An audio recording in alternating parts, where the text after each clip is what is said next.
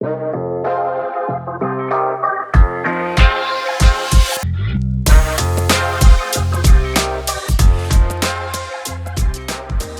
Marilène, est-ce que tu te souviens de notre faire-part? Notre faire-part, il était tellement drôle. En fait, il détonnait à l'époque parce que nous, ça fait plus de 30 ans qu'on est mariés. Et c'était un éléphant et une petite souris. Et puis le texte, c'était on a tellement comme point commun que nous avons choisi de nous marier. Bon, je précise que j'étais la souris, qu'il était l'éléphant. Et vraiment, on a aimé rire autour de ce faire-part parce que c'était un petit pied de nez aussi sur notre différence de peau, notre différence de famille. Ouais. Du coup, c'était notre petit pied de nez à tous ceux qui auraient à redire sur notre amour, quoi. Voilà. Exactement.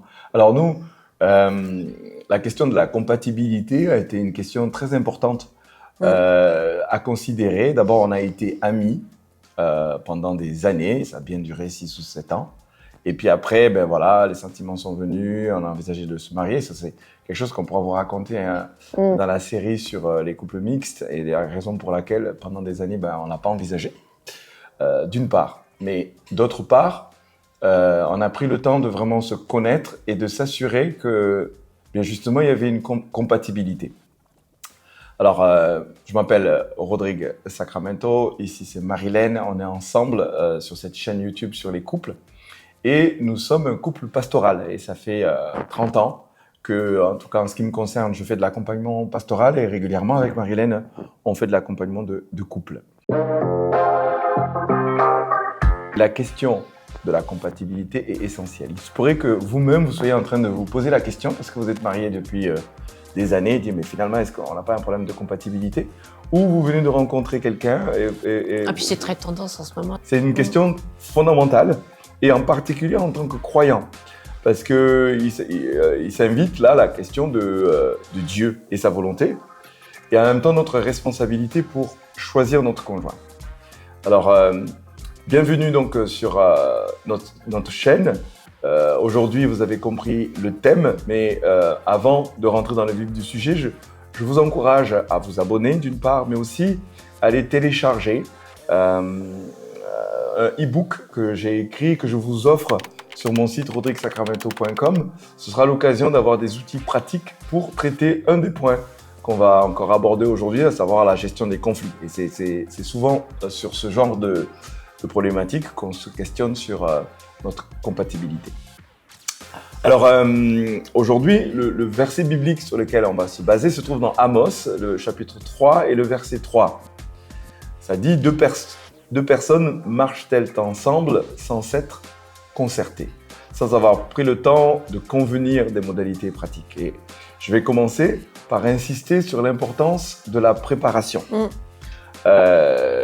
Nous avons eu le privilège, nous, d'avoir une préparation, mais liée au fait que parce qu'on était, on avait... On était les meilleurs amis, en fait. Voilà, on était meilleurs amis, mais pas du tout l'idée de se marier. On était amis, mais pour des raisons différentes, ce scénario ne se présentait pas à nous. Non, en fait, j'étais tellement bien dans la case mon meilleur ami. Il faut dire que j'avais une valeur haute de l'amitié, peut-être plus que celle de l'amour, en fait, à l'époque, jusqu'à ce que ça s'enflamme. Donc, du coup, ça nous a un peu gardés et puis travaillé sur qui on est vraiment, comment on envisage l'avenir, nos valeurs profondes, notre façon d'appréhender et puis de se connaître profondément, sans l'enjeu de séduction, quoi. C'est ça. Ouais, c'est ça. Et donc, ça nous a fait une sorte d'antichambre d'amitié qui nous a permis de savoir qu'on était profondément compatibles. Et ça signifiait pas qu'il n'y avait pas des différences, mais ça veut dire qu'il y avait une base. Alors, on a eu le temps, on a pris le temps. Alors, c'était pas un choix, mais ça n'empêche que ça a fait le boulot, ça nous a vraiment permis de tester cette compatibilité. Puis c'est vrai que quand on accompagne en fait des couples, on aime bien dire prenez le temps. Du coup, il y a des parcours qui existent, Alpha Duo, tout ça, c'est des super matières. Puis je sais qu'il y a Famille Je t'aime, mais il y a plein d'organismes qui organisent des préparations au mariage. Et moi, je vous encourage parce que c'est tellement important. En fait, on se rend compte que ça permet d'évoquer des sujets sinon on n'aurait jamais abordé, quoi. Complètement. Le principe de la préparation est essentiel pour tout. Alors, pour certains, dans votre parcours, vous avez vécu une sorte de coup de foudre. C'est-à-dire vous tombez en amour. Hein. C'est l'idée de vraiment, c'est soudain, ça prend de partout et puis on n'a peut-être pas le temps de se préparer. On peut s'engager dans une relation, mais avant de s'engager, avant de rentrer dans une alliance, c'est-à-dire je te donne ma vie, je veux vivre toute ma vie avec toi, c'est vraiment important de prendre le temps de se préparer, se concerter. Ce texte d'Amos 3.3, est-ce qu'on peut marcher et réussir à être en harmonie, s'entendre pour le long terme? Et ça demande la préparation. On ne saurait insister sur les éléments qu'on va voir aujourd'hui, des différents points essentiels sur lesquels il faut être d'accord pour justement parler de compatibilité ou pas. Et dans cette période, effectivement, on peut prier, chercher Dieu, pour savoir si c'est la bonne personne, mais malgré le fait de savoir si c'est la bonne personne, aller checker, tester, se préparer, prendre conscience d'un certain nombre de points pour que je m'engage en connaissance de cause, en évitant ou en tout cas en oubliant l'option de la séparation. Pourquoi? Parce qu'on s'est préparé et qu'on s'est engagé en connaissance. Oui, ben c'est l'image aussi quand on fait un grand voyage, ben on se prépare, on met dans les valises ce qu'il faut pour... s'il y a les moustiques, on met le spray, voilà, enfin, on met les tenues adaptées. Donc, du coup, c'est le mariage, c'est l'aventure du mariage, c'est une aventure, c'est comme un grand voyage, quoi, de renoncement à soi, mais d'amour, qu'on offre l'un à l'autre. Du coup, je crois que c'est comme si qu'on fait un voyage incroyable, mais il faut se préparer, quoi. Il faut mettre des choses dans la valise et se préparer dans son cœur, dans sa tête aussi. Alors, plusieurs points essentiels dans la préparation à vérifier, c'est nos valeurs profondes et notre foi. Pour le coup, là, nous sommes croyants, mais on peut parler de valeurs profondes, on peut parler aussi de vision de la vie. Hein. C'est-à-dire ce qui nous conduit à regarder le monde, à regarder même le couple, à tout regarder. On a des lunettes. Et passer du temps à vérifier que ça, c'est compatible. Aujourd'hui, nous sommes un couple pastoral, mais avant même d'être couple pastoral, quand on était juste sans engagement ecclésial, comme ça, eh bien, notre foi était fondamentale, elle était fondatrice. Le fait que Dieu comptait pour nous et ce qui en découle de cette foi, le pardon, la générosité, l'accueil de l'autre, le don de soi, hein, non seulement dans le cadre du couple, mais pour les autres, c'était fondamental. Oui, ben c'est des notions simplement aussi de l'accueil, l'ouverture de la maison, même en tant que jeune couple, c'est des choses qui sont importantes. Ouais. Et donc vérifier que on a les mêmes fondements en termes de foi. En tout cas, en ce qui nous concerne, on déconseillerait en termes de compatibilité quand il y a pas une antinomie, parce qu'en général, les gens croyants ont des fondements qui rendent la possibilité que ce soit compatible, parce que c'est la notion du sacré. Hein. Mais pour nous, c'était important que ce soit la même foi chrétienne. La foi chrétienne. D'abord aussi parce que la parole nous encourage à vraiment être en phase sur ça, parce que ça a une incidence sur quoi?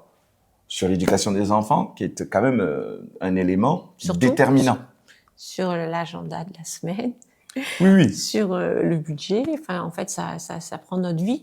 Une foi qui est vécue au quotidien, ça prend tout, en fait. Hein. Ça prend tout. Mais l'importance que sur cette foi, on soit en phase. En termes de niveau d'engagement.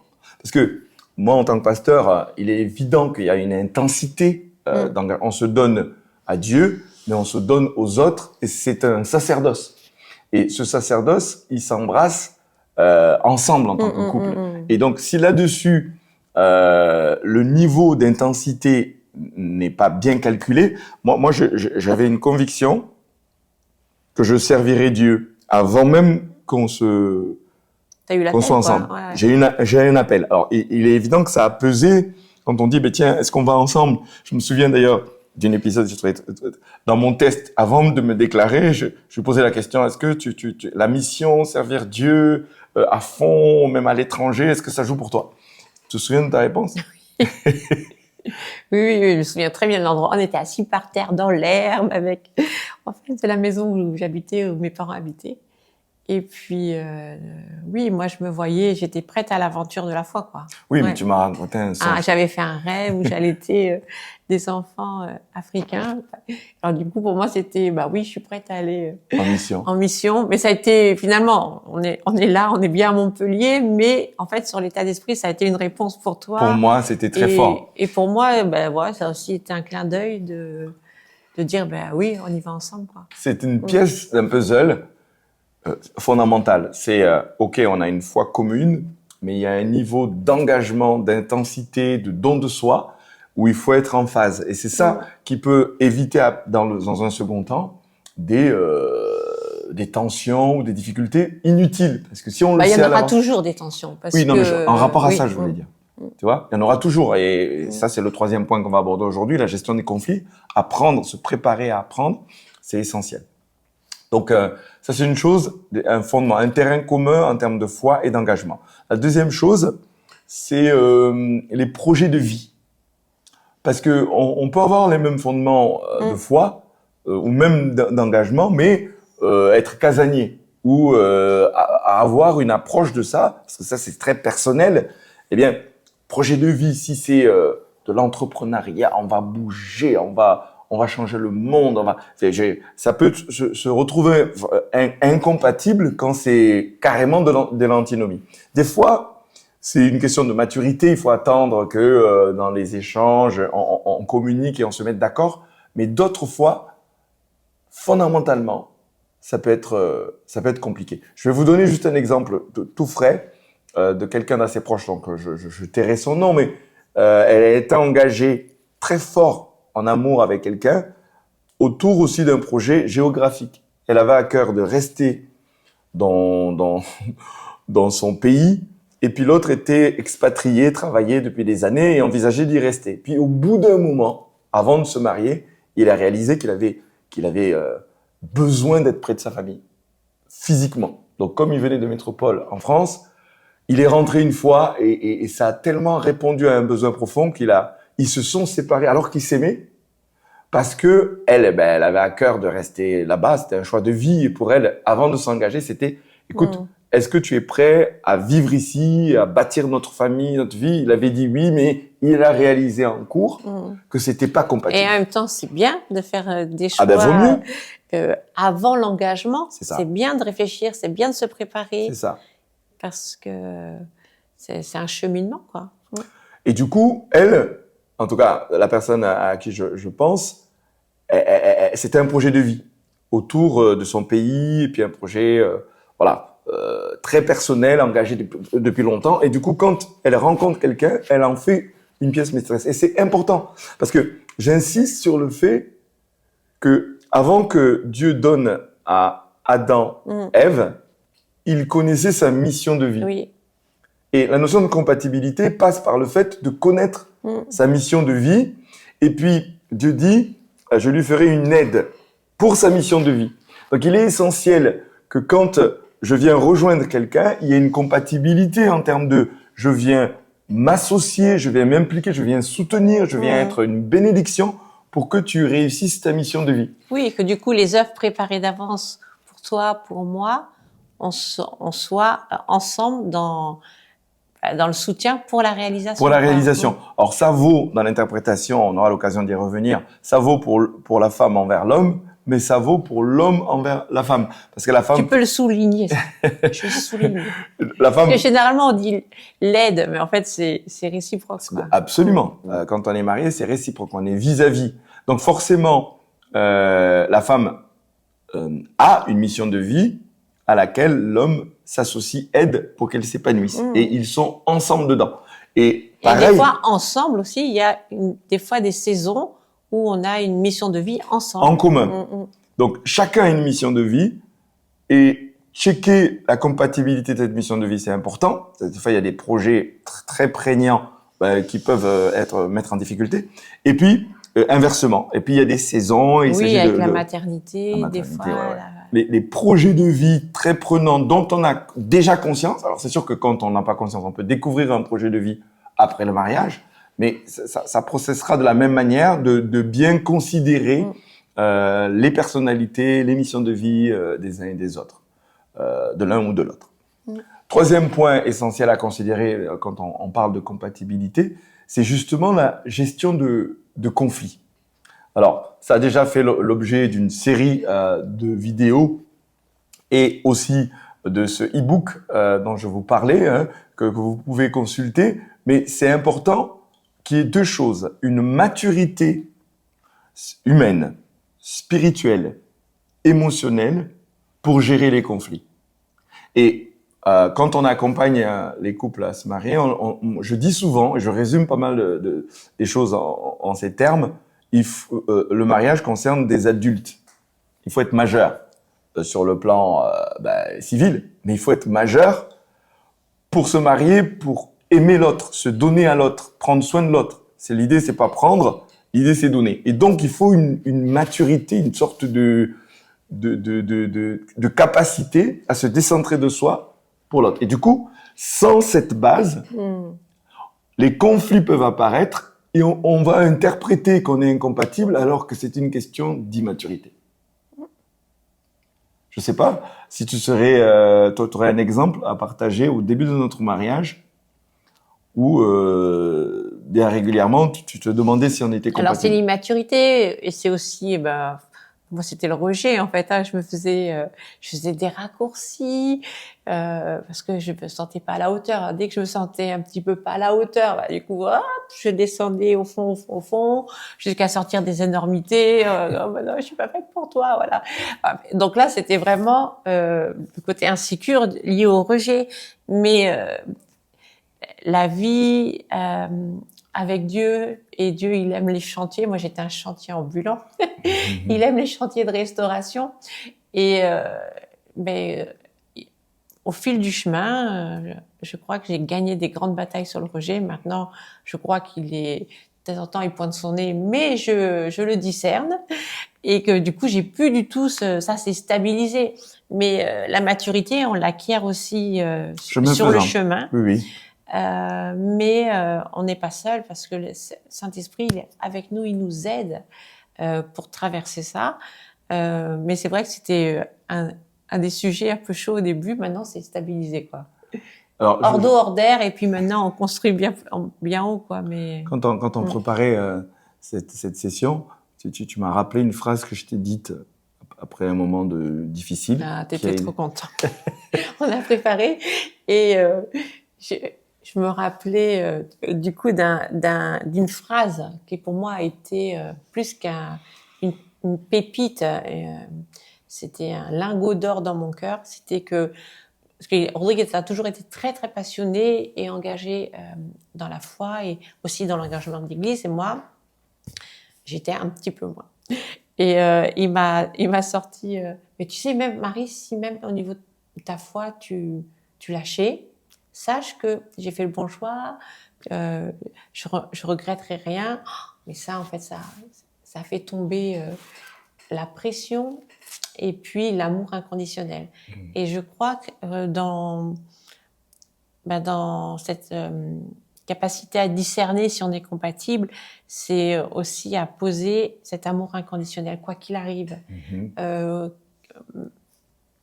ce soit émotionnel ou même physique ou la maladie, voilà. Quoi qu'il arrive, je fais le choix de t'aimer. Alors, nous espérons que vous avez été bénis par ce partage. Et donc, si vous avez apprécié, merci donc de faire des commentaires. Il se pourrait que vous-même, vous puissiez partager des choses qui vont nous édifier. Vous pouvez le faire dans les commentaires sur YouTube. Vous pouvez aussi nous contacter en privé pour partager des choses plus personnelles. En tout cas, on vous souhaite une bonne continuation. Vous pouvez aussi aller sur mon site rodriguesacramento.com et cet outil est vraiment utile. Donc, c'est un e-book qui s'appelle « Les 5 clés pour bien gérer les conflits dans le couple ». Soyez bénis et puis à bientôt.